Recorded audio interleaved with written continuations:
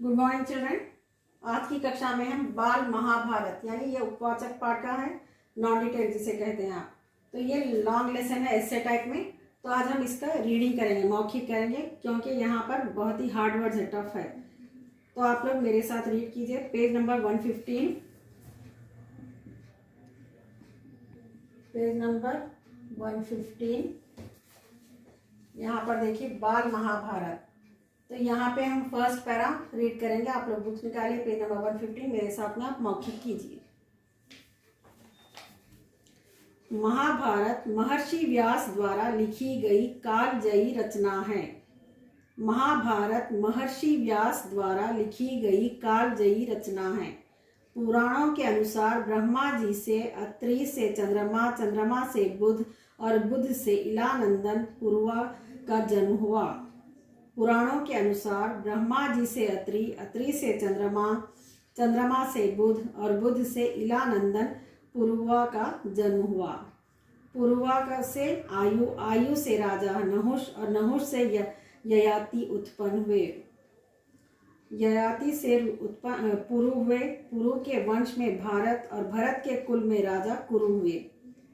तो ये क्या है, बहुत ही ज्यादा कठिन शब्द है यहाँ पर, इसीलिए आप लोग मेरे साथ अच्छे से मौखिक कीजिए, शुद्ध उच्चारण कीजिए। उच्चारण यानी अच्छे से प्रोनाउंस कीजिए आप। क्या है उच्चारण का अर्थ, क्या है यहाँ पर प्रोनाउंसिएशन।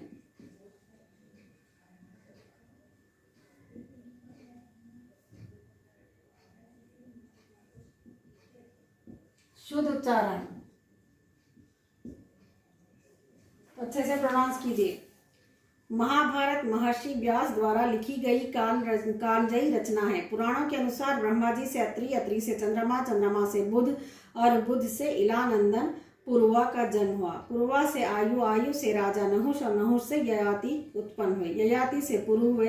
पुरु के वंश में भरत और भरत के कुल में राजा कुरु हुए। कुरु के वंश में शांतनु का जन्म हुआ। शांतनु से गंगानंदन भीष्म उत्पन्न हुए। उनके दो छोटे भाई थे, चित्रांगद और विचित्रवीर।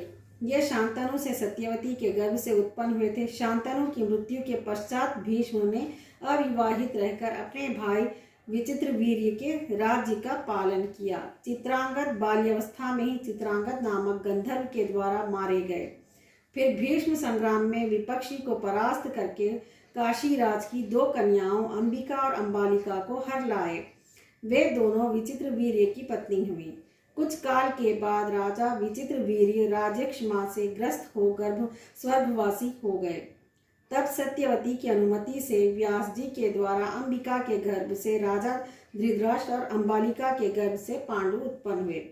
धृतराष्ट्र व गांधारी दंपति के 100 पुत्र हुए, जिनमें दुर्योधन सबसे बड़ा था, और पांडु के युधिष्ठिर, भीम, अर्जुन, नकुल, सहदेव आदि 5 पुत्र हुए। धृतराष्ट्र जन्म से ही अंधे थे, अतः उनकी जगह पर पांडु को राजा बनाया गया।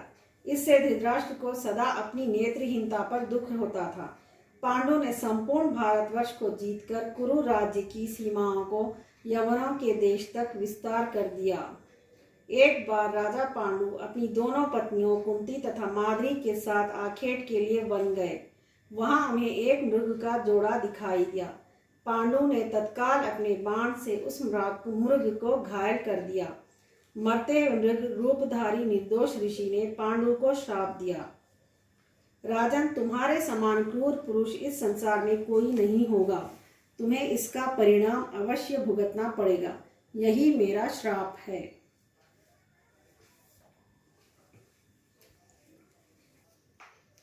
हाँ तो बच्चों, ये बाल महाभारत उपवाचक पाठ यानी नॉन डिटेल लेसन है। ये थोड़ा टफ है, हार्ड वर्ड्स है, इसमें कठिन शब्दों का प्रयोग किया गया, इसीलिए मैं एक बार आपको रीडिंग कराई, मौखिक हो गया। अब इसमें से मैं हार्ड वर्ड्स दूंगी आपको, कठिन वर्ड्स, कठिन शब्द 1 टाइम आप होमवर्क में लिखेंगे। महर्षि, फर्स्ट वन क्या है देखिए बच्चों आप, महर्षि।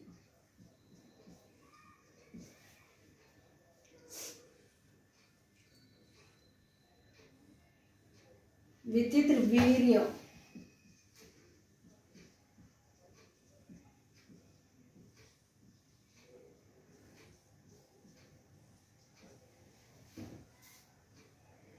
राज्यक्षमा,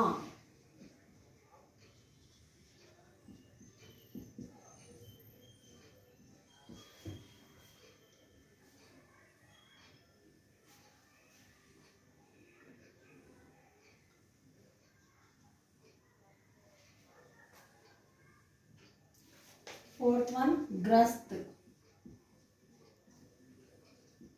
फिफ्थ धृतराष्ट्र,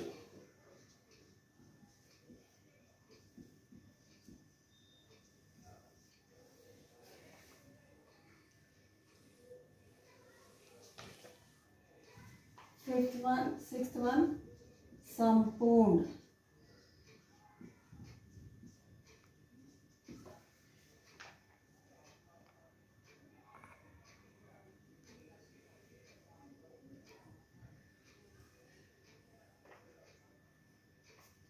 चित्रांगद,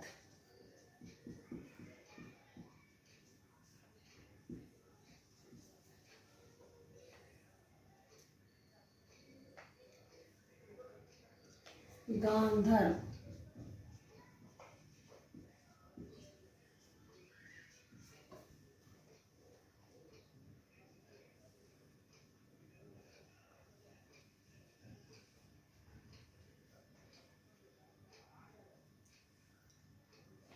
उत्पन्न,